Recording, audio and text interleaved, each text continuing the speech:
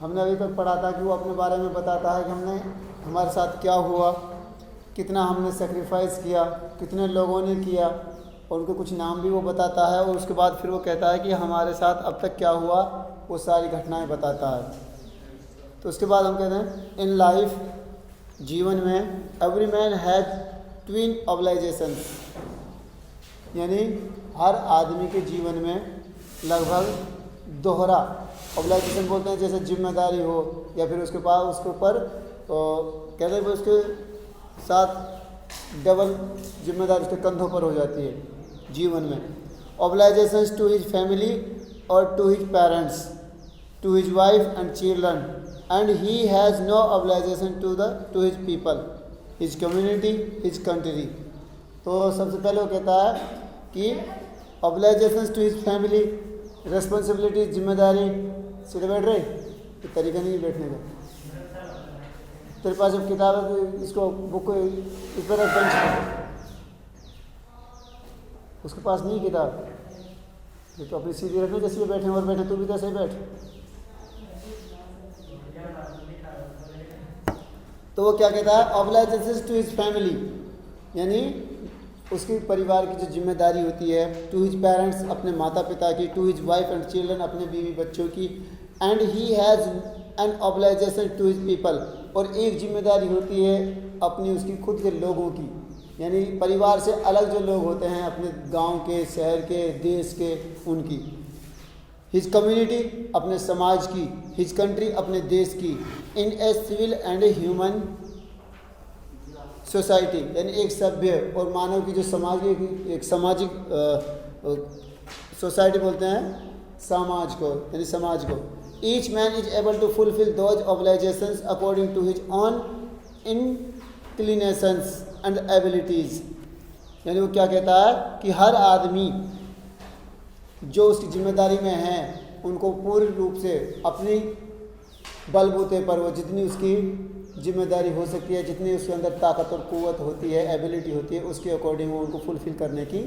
पूरी कोशिश करता है, यानी उनको पूरा करने की कोशिश करता है।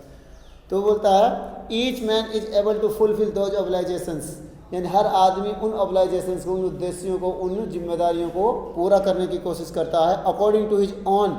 इंक्लिनेशंस। इंक्लिनेशंस बोलते हैं नेचुरल जो बिहेवियर होता है अपने बलबूते पर, यानी वो किस तरह से उसको करता है वो उसके ऊपर डिपेंड करता है कि वो अपने किस जिम्मेदारी या किस बेस पर वो उनको पूरा करता है। But in a country like south Africa, यानी वो अपने देश के लिए कहता है कि एक देश जिसका नाम साउथ अफ्रीका है, it was almost impossible for a man of my birth and colour to fulfil both of those obligations. तो नेल्सन जो मंडेला वो ये कहता है कि it was almost impossible for a man, यानी एक आदमी के लिए उन उद्देश्यों को पूरा करना लगभग नामुमकिन था। वो for man of my birth, यानी मेरे जन्म पर, यानी मैंने जन्म किस परिवार में लिया, यानी वो जिम्मेदारी। वो कहता है कि इस तरह से अगर सारे जो बातें वो बताई जाएँ तो वो कहता है कि ये इम्पॉसिबल था, यानी मेरा जो जन्म था वो कब हुआ, एंड कलर, मेरा कलर कैसा था, to fulfil both of those obligations. Those obligations यानी अपनी फैमिली को भी साथ लेके चलना था और अपने देश के लोगों को भी जिम्मेदारी उठानी थी। तो मेरे जैसे लोगों के लिए काले जो रंग के आधार पर उनके साथ भेदभाव किया जाता था, उनके लिए तो ये नामुमकिन था बिल्कुल। इन साउथ अफ्रीका में a man of colour who attempt to live as a human being was punished as isolate,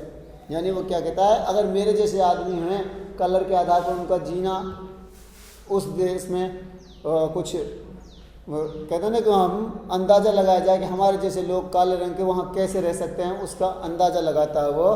कि in South Africa a man of colour, यानी उस कलर का आदमी who attempt to live as a human, एक आदमी की तरह अगर वहाँ रहना चाहे, बीइंग वाज पनिश्ड, उसके बाद उसको सज़ा दी जाती है, एंड आइसोलेट, और उसको वहाँ से निकाला जाता है, धुतकारा जाता है, यानी उसके साथ कोई भी सहयोग या संबंध स्थापित नहीं किया जाता। In South Africa a man who tried to fulfil his duty to his people, यानी एक आदमी जो अफ्रीका का निवासी है और वो अपने लोगों के लिए जो उनके कर्तव्य हैं यानी अपनी उसकी ड्यूटीज़ हैं उनको पूरा करना चाहे, तो to his people was inevitably, यानी इनएविटेबली बोलते हैं अनअवॉइडेबली, यानी उसको नज़रअंदाज जिसको बोलते हैं, यानी नज़रअंदाज करना या उसको बिल्कुल भी नहीं समझना। Rived from his family and his home and was forced to live in a apart, यानी और क्या कहता है कि अगर वो आदमी ऐसी कोशिश करता है तो उसको उसके परिवार से, उसके समाज से और उसके लोगों के बीच से उसको बिल्कुल अलग कर दिया जाता है।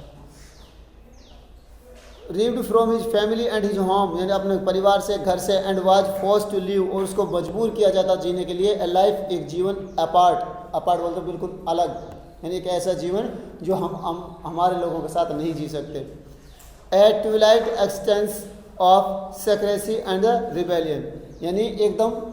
ऐसी जगह पर रखा जाता उनको बिल्कुल जो अलग थलग रहती, यानी बिल्कुल एकदम गुप्त रूप से, जहाँ जिसको कुछ पता नहीं चलता, और ऐसे लोगों को वहीं पर रखा जाता। उनके साथ क्या भेदभाव होता था वो बताता है कि हमारे साथ जो भेदभाव होता था वो बहुत ही बेकार होता था। एंड रिबेलियन बोलते हैं जैसे हमारे जो द्रोही होते हैं, विद्रोही, यानी किसी काम के खिलाफ विद्रोह खड़ा करते तो उनको रिबेलियन बोलते हैं। यानी हमारा जो जीवन था, अगर कोई आदमी ऐसा करता तो उनका जीवन ऐसा बन जाता जैसे विद्रोहियों का। अब विद्रोहियों का जो सरकार है वो उनके साथ ऐसा था ही नहीं कि अच्छा सलूक करेगी, उनकी सारी सुविधाओं को पूरा करेगी, उनके साथ मारपीट करेगी, दंड देगी, सजा देगी, उनके साथ टॉर्चर करेगी उनको। I did not in the beginning choose to place my people above my family, यानी वो क्या कहता है, I did not in the beginning, यानी मैं शुरुआत में ऐसा नहीं था, यानी मैं सिर्फ अपने परिवार के बारे में ही ऑब्लाइज्ड था, यानी मैं अपने परिवार की जिम्मेदारी ही निभाता था। बिगिनिंग शुरुआत में, choose to place my people above my family, यानी मैंने पीपलों की बजाय अपने परिवार को ज़्यादा तरजीह दी। यानी जैसे जब किसी आदमी को इस बारे में पता नहीं होता या लोगों के दुखों को वो देखता नहीं है खुद, तब तक वो अपने परिवार के बारे में ही सोचता है। But in attempting to serve my people, यानी जैसे मैंने अपने लोगों के बारे में सोचना शुरू किया, उनकी सेवा करना शुरू किया, आई फाउंड दैट, मुझे पाया, यानी मुझे पता चला, I was prevented from fulfilling my obligation as a son, a brother, a father and a husband. तो वो कहता है कि I found that I was prevented from fulfilling my obligations, और जब मैंने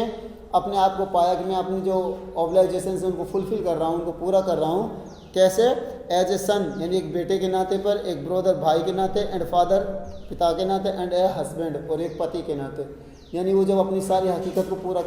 सोचता है, कंक्लूजन लाता है कि भाई मैं क्या कर रहा हूँ, तो वो सोचता है सिर्फ मैं अपने परिवार के बारे में सोच रहा हूँ, जो मेरा देश है उसके बारे में क्या होगा। I was not born with a hunger to be free, यानी वो क्या कह रहा है, I was not born with a hunger to be free, यानी वो कहता है कि मैं ऐसे परिवार में भी नहीं था कि मुझे भूखा मरना था पैदा होते ही, पर वो कहता है कि I was born free in every way that I could know. यानी अब एक बात बताओ, जो बच्चा पैदा होता है उसको क्या पता है कि हम किसके अंडर में हैं, हम किसके अंडर में काम करते हैं, या फिर हमारा मालिक कौन है, या हमारे साथ, हमारे परिवार के साथ भेदभाव कौन करता है, उसको कुछ नहीं पता चलता। तो वो क्या कहता है, आई वाज बोर्न फ्री, यानी मैं पैदा हुआ था एकदम स्वतंत्र, बिल्कुल फ्री इन एवरी वे, हर तरीके से, दैट आई कुड नो, जिसके बारे में मैं जानता हूँ, यानी जहाँ तक मैं जानता हूँ मैं हर तरीके से आज़ाद पैदा हुआ था। Free to run in the fields near my mother's hut, यानी मैं उन खेतों में दौड़ने के लिए पैदा हुआ, फ्री, जो मेरी माँ की झोपड़ी के पास थे या घर के पास थे। Free to swim in the clear stream, यानी एकदम साफ सुथरी धारा, यानी पानी में तैरने के लिए मैं एकदम आज़ाद पैदा हुआ। And that ran through my village, और वो स्ट्रीम जो मेरे गांव के बीच में से होकर गुजरती है। फ्री टू रोस्ट ये meals under the stars and ride the broad backs of slow moving bulls, यानी वो क्या कहता है, मैं हर तरीके से बिल्कुल आज़ाद पैदा हुआ था। कहाँ, free to roast meals under the stars, यानी अगर मैं तारों भरी रात में कहीं भी मैं रह सकता था, कहीं भी मैं सो सकता था और कहीं भी मैं जा सकता था। And ride the board back of the slow moving bulls, और उन कार्ट, वो बोलते हैं ना, the board back of slow moving bulls, यानी वो कहता है कि जो हमारे बुल बोलते हैं जैसे सांड या बैल, तो जैसे बच्चों की आदत होती है जैसे उनको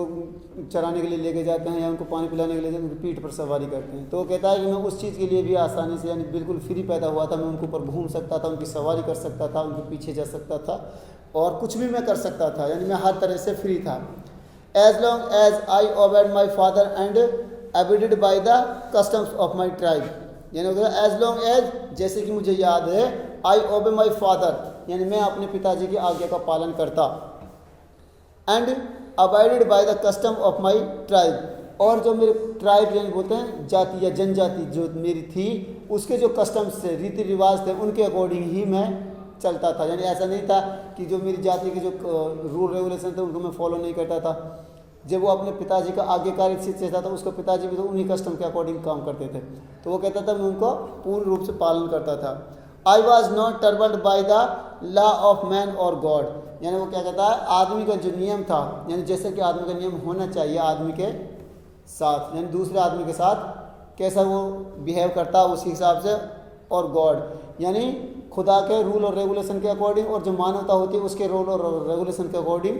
मैं बिल्कुल परेशानी मुक्त था, यानी मुझे कोई परेशानी नहीं थी। It was only when I began to learn that my brotherhood freedom was an illusion, when I discovered as a young man that my freedom has already been taken from me. Illusion बोलते हैं something that appears to be real but is not, यानी कुछ ऐसा प्रतीत होना जो वास्तविक हो लेकिन लगे वास्तविक लेकिन हो ना हो, यानी जिसको बोलते हैं आभास, यानी कुछ है लेकिन महसूस नहीं होता क्या है, लगता नहीं है। तो कहता है कि I was only when I began to learn, यानी जब मुझे इस बात का पता चला, जब मैंने कुछ पढ़ना लिखना या कुछ सीखना शुरू किया। दैट माई बॉयहुड फ्रीडम, यानी जब मेरे जो बचपन का जो आज़ादी थी मेरी, उसके बारे में जब मुझे पता चला। वाज एन इल्यूशन, यानी मुझे ऐसा लगा कि मैं आज़ाद हूँ परंतु वो आज़ाद नहीं था।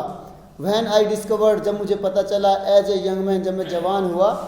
That my freedom has already been taken, कि जो मेरी आज़ादी है वो पहले से ही छीनी जा चुकी है, यानी मैं आज़ाद नहीं था। फ्रॉम मी, मुझसे। That I began to hunger for it, और जब हंगर फॉर इट का मतलब होता है जब मुझे इसकी भूख लगी। भूख लगने का मतलब ये कि मुझे अपनी आज़ादी चाहिए। ऐसा था नहीं भाई तू आज़ाद, तू स्पेशल है भाई तेरे को जो आज़ादी दे देंगे। तो वो कहता है कि that I began to hunger for it, और उसके बाद मुझे इसकी लालसा हुई, यानी मुझे आज़ाद होने की तमन्ना मेरे मन में जागी। एट फर्स्ट, शुरुआत में, एज ए स्टूडेंट, यानी जब मैं एक स्टूडेंट था, विद्यार्थी था। I wanted freedom only for my self, यानी जब तक मैं एक विद्यार्थी था तब तक मैं यही सोचता था कि जो आज़ादी है वो सिर्फ मेरी है, यानी मुझे आज़ादी चाहिए, बाकी चाहे कोई कुछ भी करे, यानी सिर्फ मुझे अपनी आज़ादी चाहिए थी। I wanted freedom only for myself, the transitory freedoms of being able to stay out at night, यानी वो क्या करा, जो मुझे आज़ादी चाहिए थी उस वक्त, तो कौन कौन सी आज़ादी थी, कि कौन सी आज़ादी, freedoms of being able to stay out at night, यानी मुझे बाहर को, यानी घर से बाहर अगर मैं रात को जाना चाहूँ तो मैं कहीं भी जा सकता था, ये आज़ादी मुझे चाहिए थी।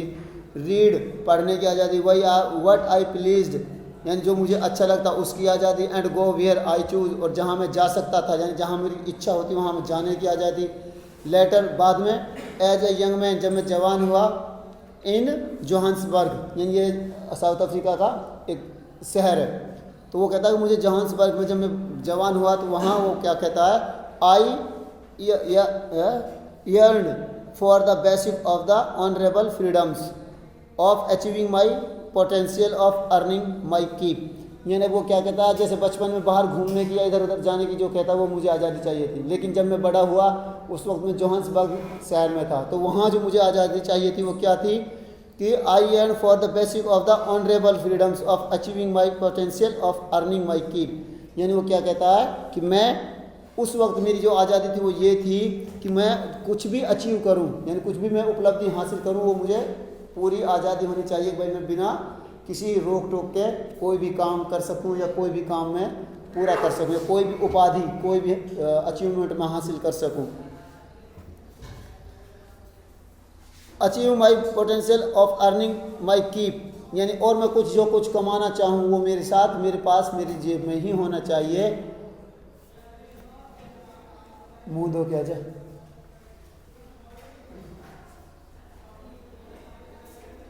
और ये नीचे कर लीजिए, ज़्यादा मुझे अच्छे ना लगे। Of marrying and the having a family, और वो क्या कहता है, मुझे जो आज़ादी चाहिए वो शादी करने की आज़ादी और एक परिवार रखने की आज़ादी, यानी मैं उन सब का भरण पोषण करने की आज़ादी। The freedom not to be obstructed in a lawful life, और वो कहता है कि मुझे एक ऐसा जीवन चाहिए था जिसमें कानून की कोई दखल अंदाजी ना हो, यानी मैं हर तरह से फ्री होना चाहता था उस वक्त। यानी जो मेरी जीवन थी वो बिल्कुल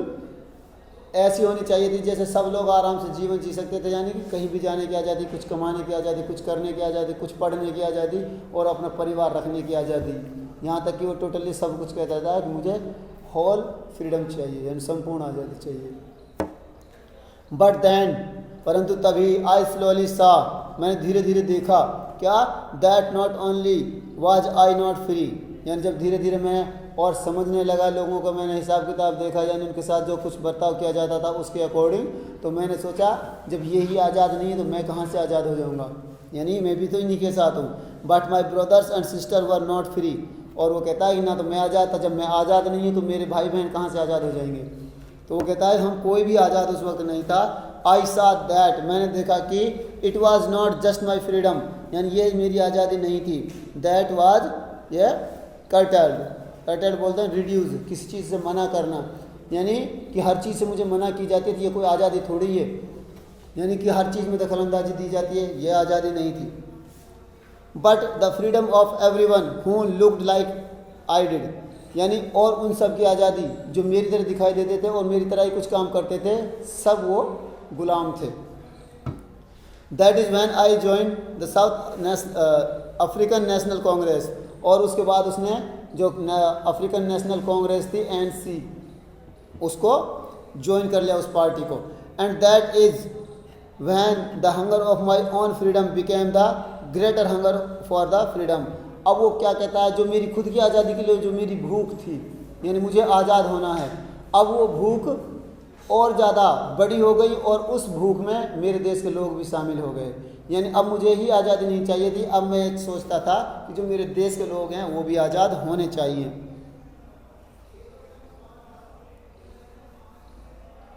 ऑफ माई पीपल, अपने लोगों के लिए। तो वो कहता है it was this desire for the freedom of my people to live their lives with dignity and the self respect. अब वो कहता है इट वॉज द डिज़ायर, यानी ये एक ऐसी इच्छा थी, डिज़ायर बोलते हैं इच्छा को, फॉर द फ्रीडम, आज़ादी के लिए, ऑफ माई पीपल, अपने लोगों के लिए, टू लिव देयर लिव्स, यानी अपने जीवन जीने के लिए। ठीक है, यानी लिव मान होता है रहना या जीना, और लिव्स अपना जो जीवन है, यानी ज़िंदगी जितनी भी हैं, यानी जो मेरे लोग थे उनका जो जीवन था वो आसानी से वो जिए विद डिग्निटी, शान से, एंड सेल्फ रेस्पेक्ट, और सेल्फ रेस्पेक्ट बोलते हैं आत्मसम्मान। दैट एनिमेटेड माई लाइफ, और यही अब मेरे जीवन का उद्देश्य बन गया था, यही मैं चाहता था कि जो मेरे लोग हैं वो भी सब के सब फ्री हो जाएं।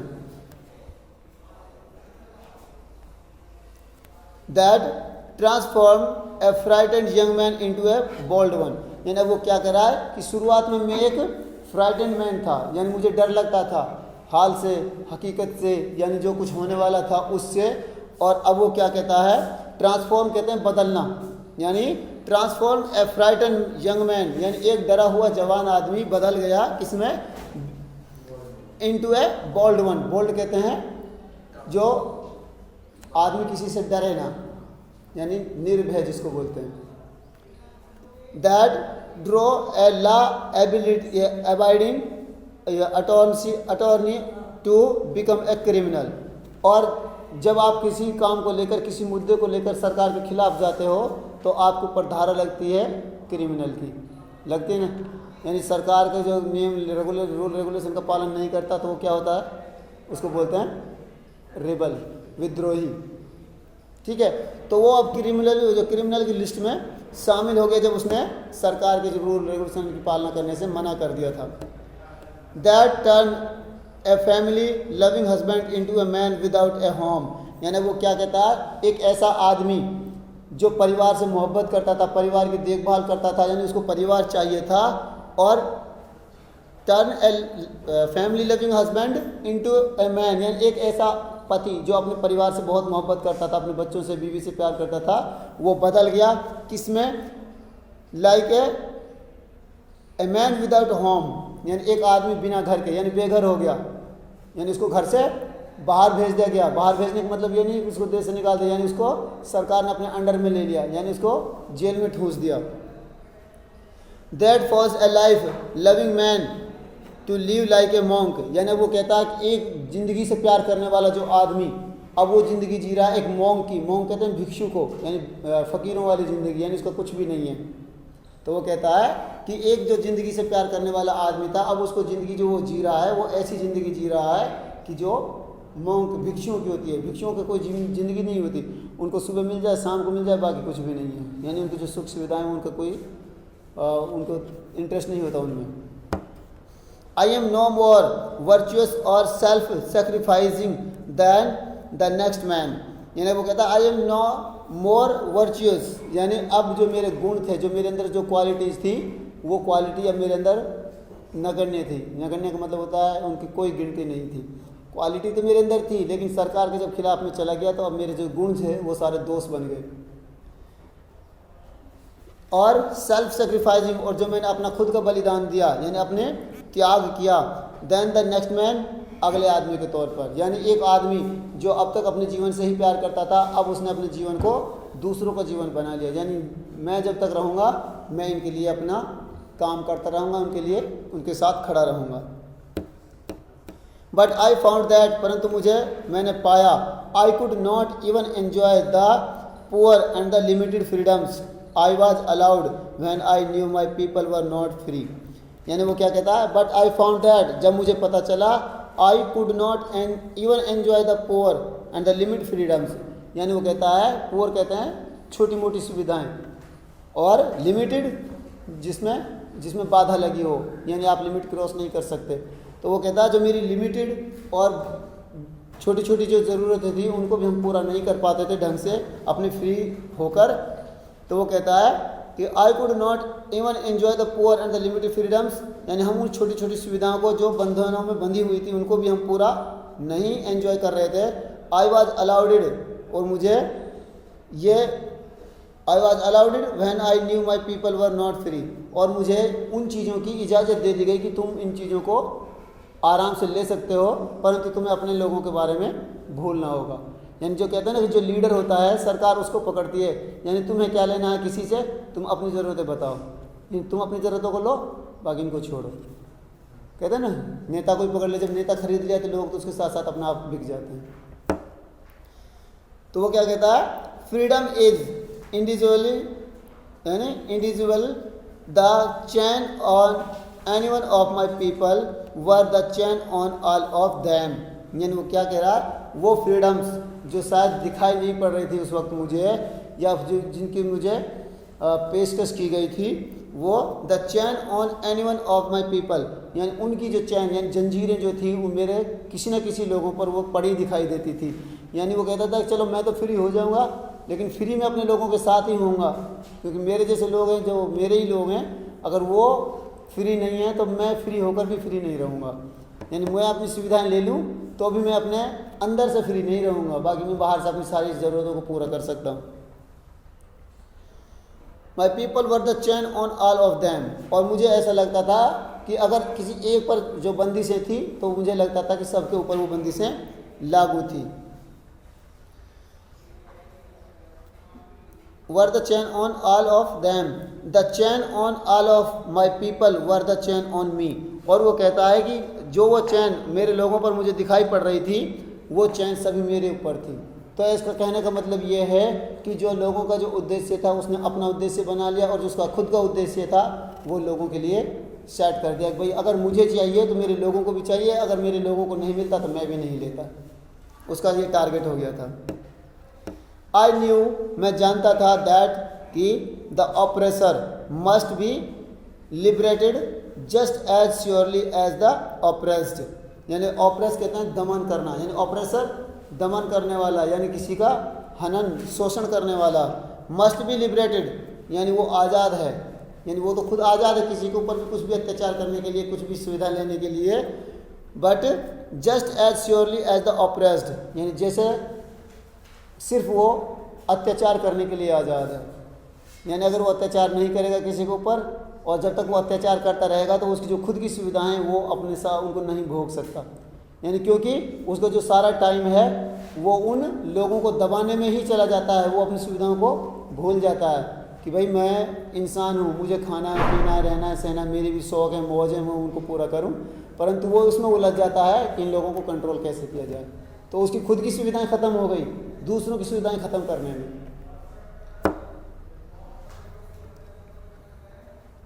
ए man who takes away another man's freedom, यदि वो कहता है कि एक आदमी अगर दूसरे आदमी की फ्रीडम को, आज़ादी को छीनता है, इज ए प्रिजनर ऑफ हैटर्ड, यानी वो नफ़रत के काबिल है, यानी वो नफ़रत के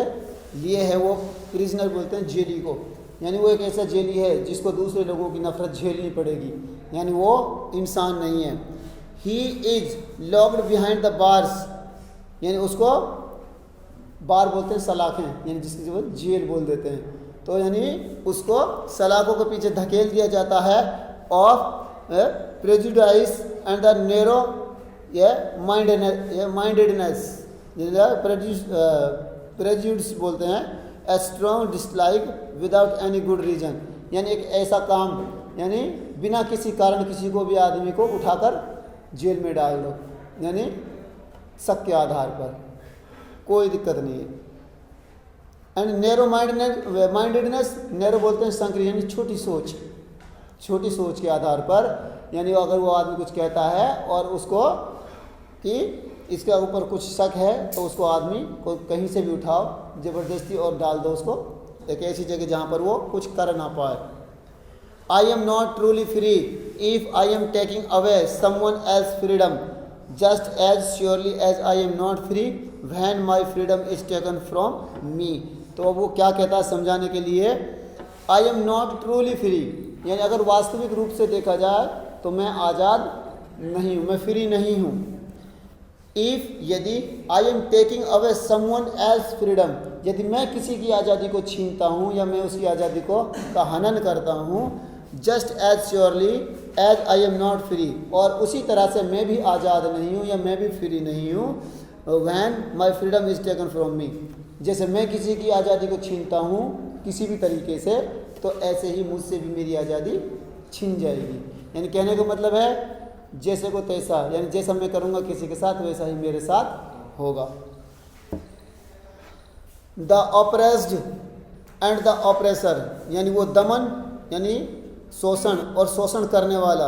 alike are robbed of their humanity, यानी वो कहता है कि ऑपरेस्ड और ऑपरेशन, यानी ऑपरेस्ड बोलते हैं विद्रोह उसको शोषण को, और ऑपरेसर शोषण करने वाला। तो कहता है जो ऑपरेसर है जब वो ऑपरेस्ड करता है तो वो ऐसा लगता है कि मानो वो लूटता है, रॉब्ड कहते हैं लूटने को, ऑफ देयर ह्यूमैनिटी, अपनी मानवता को, यानी अपने गुणों का ही वो हनन करता है, अपने गुणों का ही वो शोषण करता है जब वो किसी दूसरे के बारे में बुरा सोचता है। तो ये हो गया आपका लेसन।